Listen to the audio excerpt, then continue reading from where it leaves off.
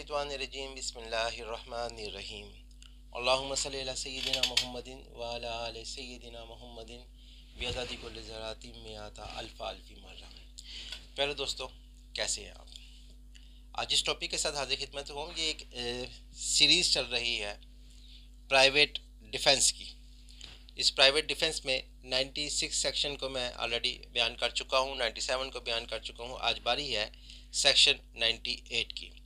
Section 98 क्या कहता है? What it says, right of A private defence against the act of a person of unsound mind ETC। किसी फातिरुल अकल वगैरह शख्स के फेल के खिलाफ हक के हिफाजत खुद इख्तियारी।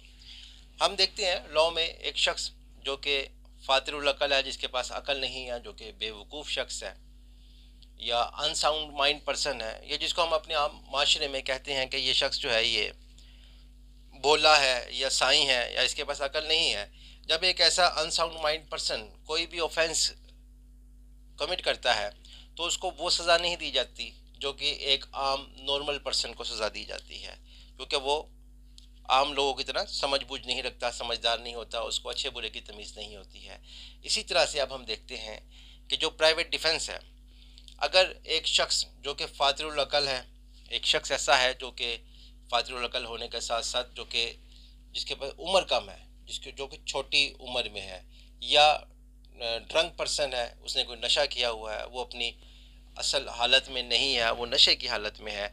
अगर वो कोई एक ऐसा ऑफेंस करता है कि वो मिसाल के तौर पर वो किसी दूसरे को नुकसान पहुंचाने की कोशिश करता है। हम माशरे में हमने अक्सर ऐसे लोग पागल देखने में आते हैं जो किसी के हाथ में स्टिक होती है, वो दूसरे शख्स को मारने की कोशिश करता है, या अक्सर ईंट हाथ में होती है और वो एक अनसाउंड माइंड पर्सन दीगर लोगों को मारता है और मारने की कोशिश करता है।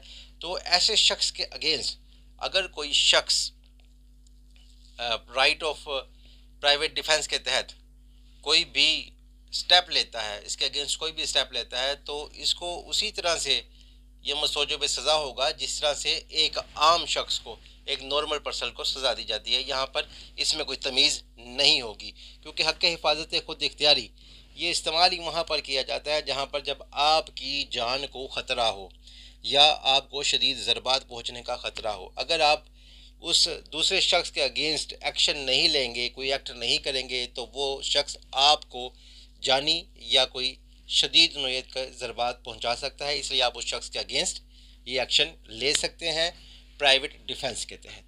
और इस शख्स के अगेंस्ट जिस तरह के आम शख्स के ख़िलाफ़ कार्रवाई होती है उसी तरह से कार्रवाई होगी। अब इसके हम एग्ज़ाम्पल देखते हैं कि अगर ज़ैद पागलपन के असरात के तहत अलिफ को हलाक करने का इक़दाम करे तो ज़ैद किसी जुर्म का मुर्तकिब ना होगा, लेकिन अलिफ को वही हक़ हिफाजत खुद इख्तियारी हासिल होगा जो इसे हासिल होता अगर ज़ैद सही उल अकल होता। मज़ीद देखते हैं, अलिफ रात को ऐसे मकान में दाखिल होता है जिसमें दाखिल होने का इसे कानूनी हक हासिल है।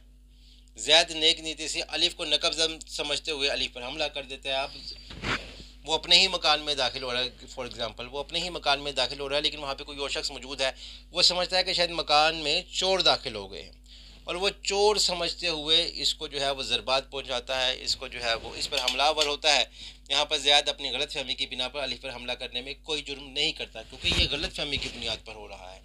लेकिन अलिफ को ज़ैद के ख़िलाफ़ दहिए हक़ हिफाजत खुद इख्तियारी हासिल होगा, जो इस सूरत में हासिल होता अगर ज़ैद इस गलत फहमी के तहत अमल ना कर रहा होता।